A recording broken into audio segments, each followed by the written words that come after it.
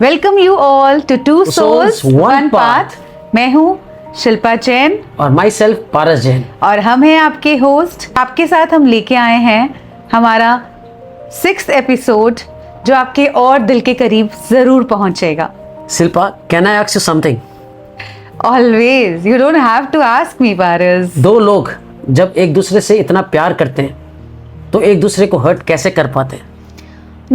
Strange ना? Yes. It's like हम strangers लोग से इतने पोलाइटली होके बात कर पाते हैं और कभी कभी हम जिससे बहुत ज़्यादा प्यार करते हैं हम उसी से हर्ट हो जाते हैं।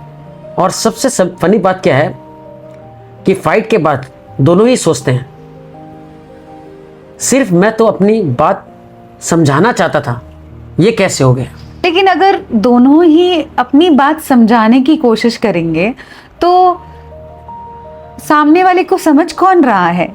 उसके फीलिंग्स, उनके हर्ट कोई देख ही नहीं पा रहा है।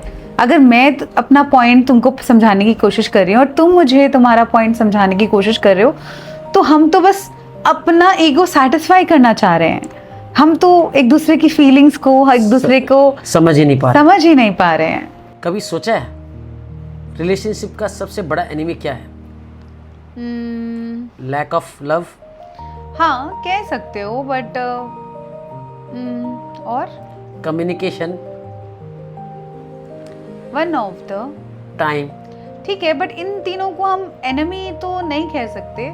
या फिर हम ऐसा कहें पारस कि जीतने की जिद, या फिर ओके मैं सॉरी क्यों बोलूँ, वो पहले शुरू करे, वो मुझे समझे, या फिर गलती उसकी है, he have to realise it और she have to realise it. Sounds familiar? Familiar से कुछ याद आ रहा है महाभारत का एक पार्ट। महाभारत में एक अस्त्र था, नारायण अस्त्र। मैंने भी इस बारे में सुना है। उसकी गजब क्वालिटी थी। उसमें उसकी क्वालिटी थी कि जितना उससे लड़ो वो उतना ही पावरफुल हो जाता था। हाँ, और पता है जब नारायण अस्त्र महाभारत में छोड़ा गया तो वहाँ योद्धाओं ने यही समझा कि ये इतना पावरफुल है तो हम इससे लड़ना ही एकमात्र सल्यूशन है उसका। नहीं, लेकिन कृष्ण भगवान ने कहा अपने हथियार नीचे रख दो, लड़ो मत, सरेंडर करो। सोचो, युद्ध भूमि में ऐसा किसी का कहना, कोई योद्धा का कहना कि बैटलफील्ड में अपने हथियार डाल दो और अपनी लड़ो मत, तो ये कृष्ण भगवान की वीकनेस नहीं थी, उनका विजडम था। सही बोल रही हो कि उन्होंने कहा कि इस शस्त्र को तभी हराया जा सकता है जब तुम उसके सामने सरेंडर करोगे। और मुझे लगता है रिलेशनशिप में कुछ आर्गुमेंट्स भी नारायण अस्त्र जैसे होते हैं। कितनी बार हम देखते हैं कि रिलेशनशिप में जब आर्गुमेंट्स ग्रो करते हैं, अगर हम उसमें रिएक्ट करते हैं तो वो रिएक्शन से जो झगड़े हैं, जो आर्गुमेंट्स हैं, वो ग्रो होती है और वो सॉल्व भी नहीं होती है। हाँ। पता है पारस, आजकल की फाइट्स ना बहुत अजीब तरह की होती है। राइट। पहले की तरह वो फाइट्स नहीं रही कि है ना, इसने मुझे कुछ कह दिया, तुमने उसको सपोर्ट कर लिया या उसको कर लिया। वो भी है, लेकिन मेजरली फाइट्स बहुत छोटी छोटी बातों पे होती है। इट्स लाइक तुम कभी कभी ऐसा होता है कि तुम फोन पर उसके लिए तो अवेलेबल हो पर मेरे लिए नहीं हो। और कितनी बार एक और तरीका होता है ना पारस, जो बहुत बार तुमने भी फील किया है। अरे हर चीज शेयर करनी जरूरी नहीं है शिल्पा जी। बता दो। हम लाइव है, कैमरा में। कोई बात नहीं, हमारे दोस्त ही तो है। बता दो। और कभी एक पार्टनर फील करता है जब वो अपने ऑफिस से घर आता है और कुछ डिफिकल्ट टाइम फेस किया उसने ऑफिस में, आज मेरा दिन उतना अच्छा नहीं गया फॉर एग्जाम्पल, दूसरा तुरंत उसको सोल्यूशन देने चले आता है। या कोई वाइफ दिन भर अपने बच्चों से परेशान, अपना कुछ बताना चाहती है, instead of asking her anything उसको प्रॉब्लम का सोल्यूशन देना चालू कर देते हैं। एग्जैक्टली मतलब वहाँ पर उसे सोल्यूशन नहीं चाहिए, उसको सुनने वाला चाहिए कि हाँ बैठो और मुझे सिर्फ ये एहसास दिलाओ तुम मेरे लिए हो। तुम मेरे साथ हो। Yes yes. हम फाइट इशू पे नहीं करते, हम फाइट फीलिंग पे करते हैं। हम फाइट ना शिल्पा इशू पे नहीं कर रहे होते हैं, हम फाइट फीलिंग पे कर रहे होते हैं। जो फीलिंग हमें अनहर्ड, रिजेक्टेड, अनइम्पॉर्टेंट फील कराती है। और वहीं पर आपका ईगो आपको बोल रहा होता है don't say sorry, don't call first, let her और him realise your value and मैं क्यों लड़ाई को बंद करूं, मैं क्यों लड़ाई को पहले सॉर्ट आउट करूं, मैं ही पहले क्यों, हाँ मैं ही पहले क्यों, मैं और वहाँ पे तुम पहले मेरे से बात करो या वो मेरे से पहले बात करे। वो ईगो एक साइलेंट फाइट को जारी रखता है। राइट। मैरिज का एक फनी रूल है, मैरिज इसलिए बोल रहा हूँ कि मैं शादीशुदा हूँ। हाँ, जैसे कि हमारी ऑडियंस को पता ही नहीं कि तुम शादीशुदा नहीं हो। ये कोई भी रिलेशनशिप में हो सकता है कि झगड़ा कुछ बात का स्टार्ट होता है, कुछ आर्गुमेंट कोई बात की स्टार्ट होती है, लेकिन बात कहीं और चली जाती है। जैसे मारवाड़ी में एक कहावत है, बताओ शिल्पा क्या है? टांग और पूछ तो पता ही नहीं है, बस बातें आगे बढ़ती जा रही है। तो लेकिन पारस उन दोनों को कुछ याद हो ना हो, एक चीज जरूर याद रहती है कि मैं सही हूँ, बस मैं सही हूँ। वही वो फाइट को बात उनको मालूम नहीं। हाँ, राइट। कृष्ण भगवान ने सरेंडर करना इसलिए नहीं सिखाया क्योंकि वो वीक थे।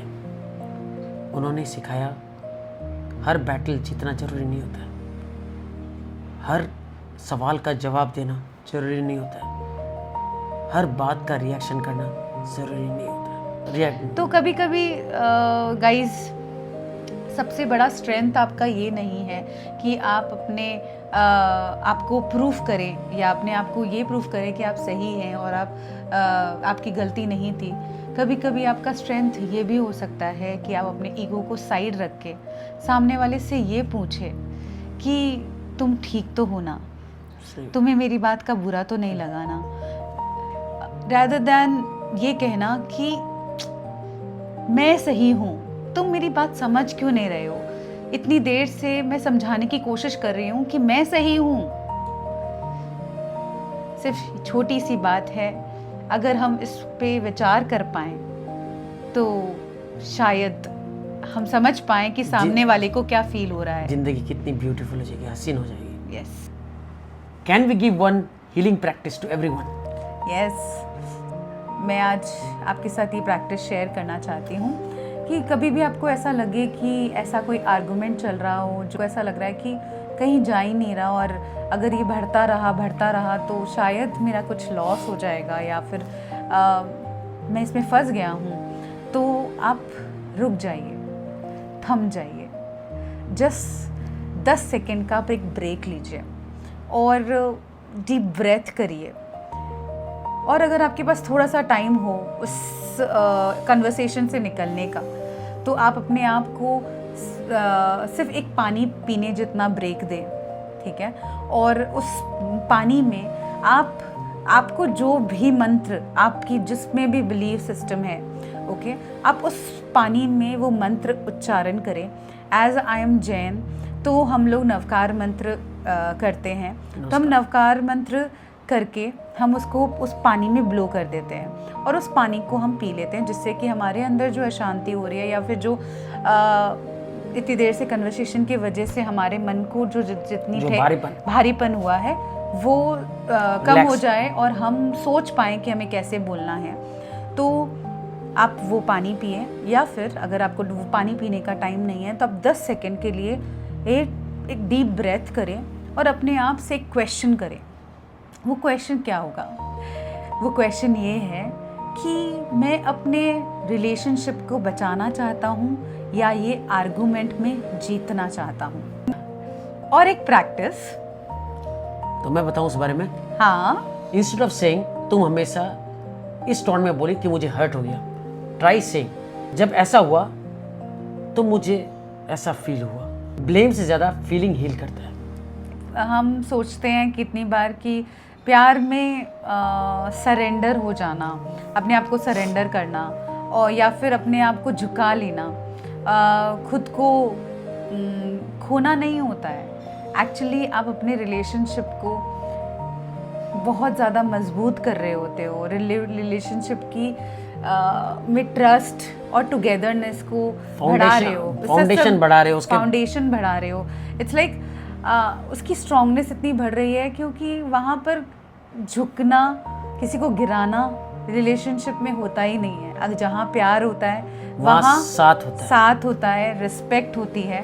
तो एक दूसरे का अगर आप उस टाइम पे अपने ईगो को साइड रख के आपने कुछ बोल भी दिया या उसकी बात सुन भी ली, तो वो अपने आप को झुकाना नहीं, अपने रिलेशनशिप को पाना है। तो इसी से मेरे को एक याद आ रहा है, कभी कभी गाने में मत जाइए दोस्तों, मैं कुछ और बोलने जा रहा हूँ। तो मेरी आवाज़ में मत जाइएगा, उसकी फीलिंग समझिएगा कि तुम मेरे साथ हो, कि तुम मुझे सुन रही हो, कि तुम मेरे को समझ रही हो। गाने में मत जाओ भाई, मेरे गाना अच्छा नहीं है। सी वो जब तक गाना नहीं गाए और हमारे दाल में तड़का नहीं लगता है, इट्स लाइक दैट। वो कहना चाह रहा है कि कभी कभी हम ऐसा कह दें हमारे रिलेशनशिप में, कि कोई भी रिलेशनशिप हो या गाइस, आपका पति पत्नी का रिलेशनशिप हो, दोस्तों का रिलेशनशिप हो, माँ बेटे का रिलेशनशिप हो, या बच्चे का रिलेशनशिप हो, वहाँ पे आप अपने बच्चे से, आजकल पेरेंट्स को भी बहुत सारी दिक्कतें आती हैं जब पेरेंट्स अपने बच्चों को समझ नहीं पाते हैं, टीनेजर्स को, specially on their teenagers life. तो आप उस टाइम पे बस इतना कह दे, I understand you, I hear you, I am with you. This powerful 3 lines ये 100 आर्गुमेंट से भी ज्यादा पावरफुल है गाइस।